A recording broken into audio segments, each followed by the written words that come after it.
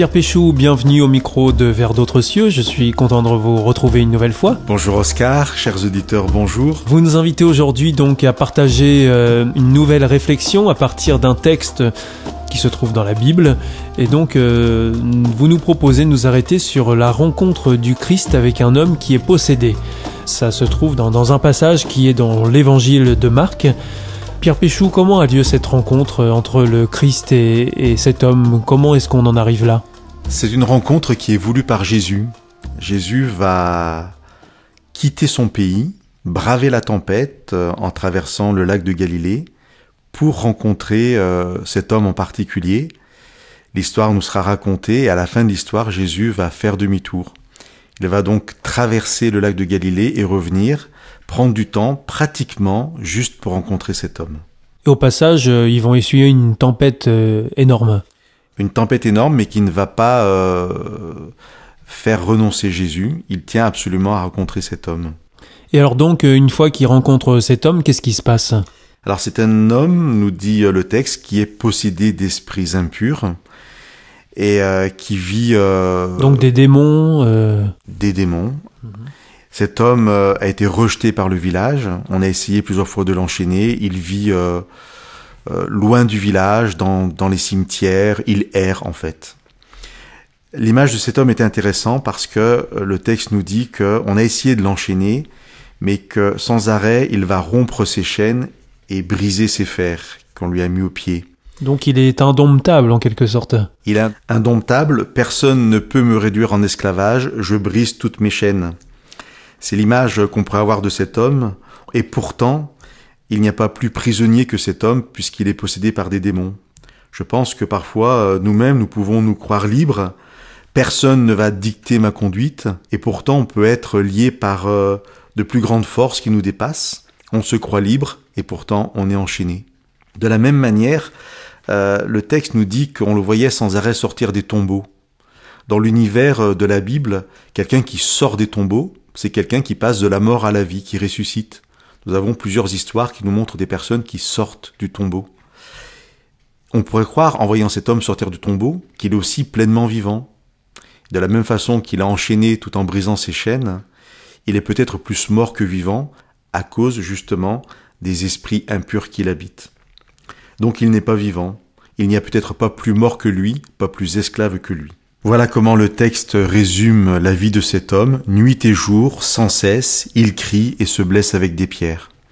Alors comme je vous l'ai dit au début, Jésus vient spécialement pour cet homme. Il va le rencontrer, il va agir avec autorité contre les esprits impurs qui sont dans cet homme. Et l'histoire nous raconte que Jésus envoie ces esprits impurs dans des cochons. 2000 cochons vont alors se précipiter dans la mer et se noyer. Des personnes assistent à cette scène, des témoins qui vont avertir les villageois, et les villageois vont venir vers Jésus.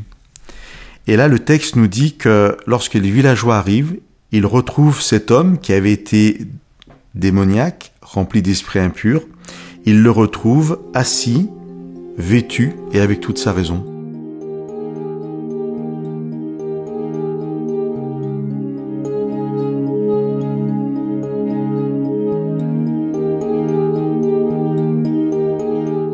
Donc Pierre Péchou, on constate un changement radical pour cet homme. Le Christ est capable de faire des choses exceptionnelles pour lui. Je le crois, pour lui et pour nous. Cet homme est rétabli dans toutes ses dimensions d'être humain, d'être social, d'être pensant. Il est calme, assis, il n'expose plus sa nudité aux autres, il a été vêtu et il a toute sa raison. Donc effectivement, je pense que nous voyons ici la puissance de Jésus, capable de rétablir chacun, même en proie à des démons, dans son état d'être humain, d'être vivant à part entière. Et alors les villageois, quant à eux, comment est-ce qu'ils prennent cet événement ? C'est une bonne nouvelle pour eux ? Ils sont heureux pour cet homme ? Moi, je l'aurais été. Je pense que beaucoup de nos auditeurs aussi, et de façon assez particulière. Les villageois ne sont pas du tout contents. Sûrement parce qu'ils ont perdu des cochons au passage, mais je voudrais qu'on finisse notre entretien justement sur peut-être une interpellation. Dans cette histoire qui nous est racontée, il y a 2 supplications. La première, ce sont les démons qui supplient Jésus de ne pas les envoyer hors du pays, et nous voyons que Jésus est venu pour délivrer cet homme, et qu'il n'a que faire de la supplication des démons et il va effectivement les chasser. Par contre, la deuxième supplication, ce sont les villageois qui supplient Jésus de s'en aller de leur territoire.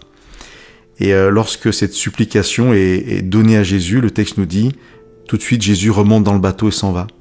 Jésus peut agir dans nos vies de façon miraculeuse, il peut nous délivrer, mais il est aussi sensible à notre bon vouloir. Et lorsque les villageois demandent à Jésus de partir, Jésus part.